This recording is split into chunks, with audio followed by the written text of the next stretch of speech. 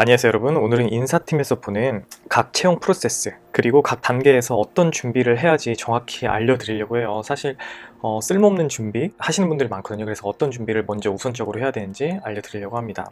자, 우리가 채용 프로세스는 첫 번째로 서류가 있죠. 그 다음에 인적성 그리고 면접 이렇게 진행이 됩니다. 자, 서류 전형을 먼저 보도록 할게요. 서류 전형은 크게 이력서, 그러니까 스펙, 그리고 자소서로 나뉘게 됩니다. 자, 우리 그런 말들이 있잖아요. 뭐 스펙을 본다, 안 본다, 본다, 안 본다. 사실 볼까요, 안 볼까요? 자, 우리는 기본적으로 스펙은 다 본다 라고 생각을 하시면 돼요. 자, 인사팀이 나와서 우리 스펙을 안 봐요 라고 말을 할 수밖에 없습니다. 회사의 이미지나 또는 이제 지원자들 수를 더 늘리기 위해서. 하지만 여러분들이 이 스펙을 쓰는 란이 있잖아요. 그러면은 다 스펙을 본다고 생각을 하시면 됩니다. 자, 그럼 스펙에는 어떤 게 있을까? 크게 따지면은 학교, 학점, 그리고 어학 성적 이 세 개가 가장 큰 스펙이라고 생각을 하시면 돼요. 왜냐면은 학교는 그 등급이 있어요. 등급에 따라서 얘는 학교 점수 몇 점, 학점도 구간에 따라서 학점 점수 몇 점, 어학도 구간에 따라서 어학 점수 몇 점 해서 이렇게 점수화 시킬 수가 있습니다. 그래서 이 세 개의 점수를 합산한 것이 여러분들의 기본적인 스펙 점수가 되는 거예요. 자, 여기에 플러스로 되는 게, 플러스 알파로 되는 게 자격증이 될 수가 있습니다. 자, 그리고 대외 활동 같은 거는 이 스펙 점수에 들어가는 건 아니에요. 들어가는 건 아니고 이 경험을 통해서 우리가 자소서를 쓸 수가 있는 겁니다. 자, 그래서 여러분들 기본적으로 이 세 개가 가장 큰 스펙이다 생각하시면 돼요. 그래서 회사마다 조금씩 달라요. 예를 들면 학교에다가 30%의 비중을 주고 학점은 뭐 40%, 어학은 30%의 비중을 주자. 그래서 그럼 이제 100점 만점이 되는 거죠. 그걸 이제 서머리에서 스펙 점수가 들어가게 되는 겁니다. 또는 뭐 다른 회사는 뭐 학교 20, 뭐 40, 40 이렇게 될 수도 있고요. 그건 회사마다 다릅니다. 하지만 거의 대부분 회사는 이 세 개를 가장 큰 스펙으로 본다라고 생각을 하시면 됩니다.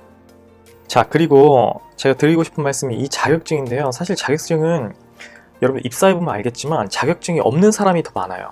없는 사람들이. 왜냐, 회사에서는 그 자격증을 그렇게 중요하게 보진 않아요. 왜냐면은 자격증은 어차피 시험을 위한 시험이고 들어오면은 다 다시 배워야 된다고 생각을 합니다. 그래서 자격증 업체들이 되게 많아요. 그 업체에서 이 자격증이 있으면 뭐 취업을 할 거야 막 이런 식으로 홍보를 하지만 실제로 회사에는 이런 자격증을 중요하게 보진 않는다. 근데 다만 그런 건 있어요. 어떤 회사에 딱 이제 채용 공고란에 가보면은 뭐 땡땡 기사 자격증 우대 이런 건 있습니다. 이런 거는 플러스 알파 점수, 요 점수에다가 스펙 점수에다가 이 플러스 알파 점수가 들어가는 거예요. 그래서 요런 자격증만 획득을 하시면 됩니다. 이런 자격증 아니면은 이제 우리 진짜로 뭐 굵직한 자격증들 있잖아요. 예를 들면 뭐 전기 기사 자격증, 뭐 토목 기사 자격증 이런 기사 자격증들 이런 것들이 좀 의미 있는 자격증이다 라고 생각하시면 됩니다. 자, 그 다음엔 자소서로 한번 가보도록 하겠습니다. 자, 자소서는 여러분들 이게 줄임말이잖아요. 원래 어떤 말이에요? 자기소개서죠. 자기소개서. 그러니까 자기를 소개하는 내용이니까 어떤 내용을 써야 되냐면 자기 얘기를 써야 돼요. 자기 얘기. 자기 얘기는 뭐예요? 경험을 쓰는 거예요. 경험. 근데 이상하게 사람들은 이제 학생들은 회사 얘기를 쓰는 사람들이 굉장히 많아요.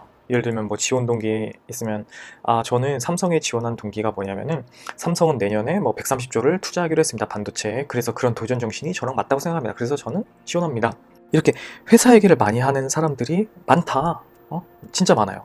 근데 이거는 읽는 사람들로 하여금 전혀 흥미를 느끼게 할 수 없어요. 왜냐면은 이 회사에 대한 얘기는 이미 회사원들이 다 아는 얘기예요. 그죠? 이미 다 아는 얘기야. 그 아는 얘기가 궁금하지 않단 말이야. 지원자보다 훨씬 더 많은 내용을 알고 있는데 그 사람들이 궁금한 거는 여러분들 얘기입니다. 여러분들. 그래서 항상 자소서는 여러분들 경험이 바탕이 돼야 돼요. 무조건. 이제 경험을 바탕으로 써야 되고, 두 번째로 이 자소서에 대해서 어떤 형식, 구조를 잘 잡아서 써야 됩니다. 이게 회사원들이 좋아하는 구조예요. 이게 어떤 구조예요? 회사원들이 많이 보는 글이 뭘까요? 보고서죠. 이 보고서의 양식을 따라야 된다. 그래서 이것도 나중에 자세히 제가 말씀을 드릴 겁니다. 자, 그 다음 세 번째로 역량인데 직무, 그리고 인재상, 그리고 기업에 대한 여러분들이 뭔가 역량을 공부를 할 거예요. 자, 여러분들 자소서 항목에 뭔가 내가 하나의 능력을 보여주고 싶을 때 직무에서 필요한 역량을 보여줄지, 인재상을 보여줄지, 아니면 뭐 기업 가치관 뭐 그런 걸 보여줄지 이렇게 고민을 할 거 아니에요. 근데 이 셋 중에 가장 중요한 건 뭘까요? 셋 중에 가장 중요한 거는 이겁니다. 인재상은 보통 기업은 아예 필요 없다. 그래서 기업조사, 자소할 때는 기업조사를 아예 하지 마세요. 시간 낭비예요. 기업조사는 나중에 면접 가면 하도록 합시다. 제가 말했던 아까 그 이유랑 똑같아요. 자기소개서니까 자기에게 써야 되니까.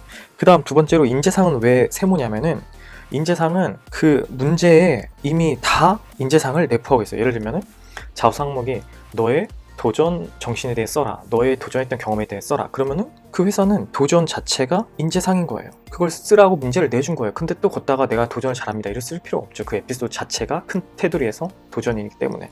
그래서 어떻게 하냐, 여러분들은 이 직무에서 필요한 역량을 뽑아서 그거를 강조를 해야 됩니다. 그래서 직무 위주로 작성을 하세요. 그래서 여러분들이 자기소개서 할 때 준비를 해야 될 거는 본인의 몇 가지 경험, 그리고 이 경험들을 어떤 구조로 쓸지, 그리고 이 경험을 자신의 직무랑 어떻게 매칭시킬지, 그거에 대해서 연구를 하면 됩니다. 자, 오늘은 전반적으로 오버롤 한 거를 보여주기 때문에 제가 이거 자세하게는 안 하는데 다음에 이것도 자세하게 말씀을 드리도록 하겠습니다. 자, 잠시 우리 대외 활동에 대해서 얘기를 해보죠. 우리 대외 활동을 해야지 이 경험이 쌓이는 거고, 그래서 이제 자소를 쓸 수 있는 거거든요. 이 대외 활동은 여러분들 한 가지를 1년 동안 하는 게 있고, 또는 뭐 3가지를 4개월씩 해서 1년 동안 할 수도 있을 것 같아요. 그럼 뭐가 날까요? 자, 무조건 이거입니다. 자, 여러분은 얼마나 했는지 그거는 사실 자소 쓰는데 중요하지가 않아요. 경험을 했냐 안 했냐가 중요한 거예요. 경험을 했냐 안 했냐. 그래서 여기서는 한 가지 경험을 했기 때문에 자소서에 한 가지밖에 못 써요. 근데 여기서는 3가지를 했기 때문에 3가지 경험을 자소에 쓸 수 있는 겁니다. 그래서 본인이 진짜 이 한 가지 경험이, 그 대외 활동이 본인이 진짜 원하는 거고 진짜 내 진로랑 상관 있는 거면은 1년 동안 또는 2년 동안 이렇게 길게 해도 좋아요. 근데 그게 아니고 내가 짧게 뭐 진짜로 원하던 게 아니었다, 그냥 뭐 스펙을 위해서, 자소를 위해서 하는 거다, 그러면은 짧게 하는 게 좋습니다. 자, 이제 인적성에 대해서 한번 보도록 할게요. 인적성은 사실 저는 인적성 시험이 어떻게 정확히 만들어지는지 정확히 몰라요. 왜냐면은 인사팀이 있으면은, 인사팀이 한 50명 정도 된다고 칩시다. 그러면은 인사팀 중에 한 2-3명만 뭐 과장이나 뭐 이런 급으로 2-3명이 가서 외부 업체와 함께 만나서 이렇게 그 인적성을 만드는 거예요. 마치 수능처럼. 그러다 보니까 이제 극비리에 만듭니다. 그러니까 저희가 뭐 어떤 문제를 어떻게 만들었고 그거는 정확히 알지는 못합니다. 인적성을 인사팀에서 굉장히 좋아하는 단계예요. 왜냐면은 인사팀은 그 정확한 기준에 의해서 채점되는 걸 좋아합니다. 예를 들어서 뭐 자소서나 면접 같은 거는 주관적이잖아요. 그렇기 때문에 이제 그걸 채점하거나 이제 점수하는데 조금 어려움이 있어요. 근데 그 인적성 같은 경우는 바로바로 점수로 나오니까, 그리고 이제 등수별로 쫙 줄 세울 수 있으니까 굉장히 좋아합니다. 그리고 굉장히 간단하고, 사실 인적성은 여러분들이 한 가지의 문제집을 2번 풀어보는 게 가장 좋아요. 2번. 그래서 여러분들이 이거 본인의 진짜 인성대로 한번 풀어보고 그 다음에 오답 노트를 보는 겁니다. 근데 자신이 그 인성에 대해서 계속 보는데 인성 시험에서 계속 떨어져요. 그러면은 본인이 마인드 컨트롤해서 본인이 이제 다른 쪽으로, 뭐 내가 원래 솔직하게 하는 게 아니라 뭔가 소통에 대해서 조금 더 강조를 해야겠다 해서 소통에 관한 거를 조금 더 강조해서 문제에 반영을 해야겠다, 답에 반영을 해야겠다, 그런 식으로 해서 문제를 풀어나가야 돼요. 그래서 같은 문제집을 2번 풀어라. 그래서 한 번 풀고 이제 틀린 문제를 오답 노트 만들어서 풀어라, 이렇게 말을 해줄 수가 있을 것 같아요. 그리고 이제 학교나 이런 데서 모의 인적성을 많이 할 거예요. 이런 프로그램도 있어요. 이거를 꼭 해보시기를 추천을 드려요. 그래서 인적성을 보러 가기 전에 진짜 그 분위기를 한번 느껴보고, 이런 식으로 이런 시간 내에서 할 수 있구나, 이걸 조금 느껴보는 게 좋을 것 같아요. 자, 3번째로 면접입니다.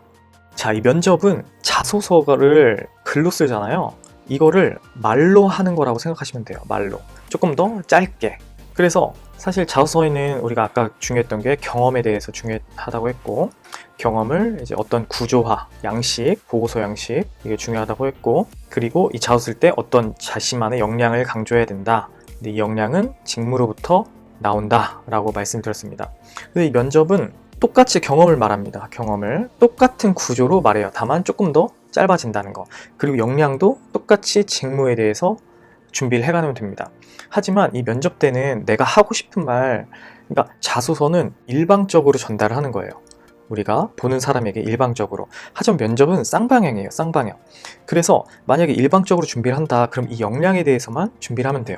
이 역량에 대해서. 하지만 면접은 쌍방이니까 이 면접관들이 본인들이 궁금한 거를 물어볼 거 아니에요. 거기에 우리가 직무뿐만 아니라 이제 인재상, 그리고 기업에 대해서 이제 얘기가 나올 수가 있어요. 그래서 면접에서는 직무도 준비를 해야 되고 인지상도 준비를 해야 되고 기업에 대해서도 준비를 해야 됩니다. 근데 한 가지 초점을 줘야 될 게 뭐냐면은 우리는 관심을 보여주는 거예요. 관심을. 그러니까 지식을 보여주려는 사람이 있어요. 지식을. 근데 지식이 아니라 관심을 보여주는 거예요. 예를 들어서 직무에 대해서 물어봐요. 그럼 직무에 대해서 뭔가 이론적인 내용을 하는 게 아닙니다. 뭐 이런 건 이렇게 계산하는 거예요. 이런 건 계산하는 게 그게 아니라 자, 이 직무는 A팀과 협업이 중요합니다. 이런 A, B, C의 프로세스로 진행이 되기 때문입니다. 그러니까 이 직무에서 하는 일을 알고 있는 거죠. 지식, 이론이 아니라. 그래서 이런 그 관심이 있다를 표현하는 게 면접에서 그리고 자소서에서도 이런 관심을 표현하는 겁니다. 왜냐하면 이런 지식들은 여러분들은 많이 알고 있다고 생각하지만 요만큼 알고 있는 거예요. 그리고 여러분들이 생각하는 이 지식은 안 쓰일 가능성이 굉장히 큽니다. 회사에서는 다시 배워야 되기 때문에. 그래서 여러분들은 이 관심을 보여줘라 라고 말을 드릴 수가 있어요. 그래서 제가 오늘은 오버롤로 보여드리기 때문에 이렇게 간단히 넘어가지만 앞으로 하나하나씩에 대해서 조금 더 자세하게, 굉장히 자세하게 말씀을 드릴 거예요. 그래서 제 컨텐츠만 보면은 스스로 준비할 수 있게 그렇게 자료를 준비를 하려고 합니다. 자, 아셨죠? 그러면은 오늘은 여기까지 하고 다음 시간에 또 만나도록 하겠습니다. 안녕.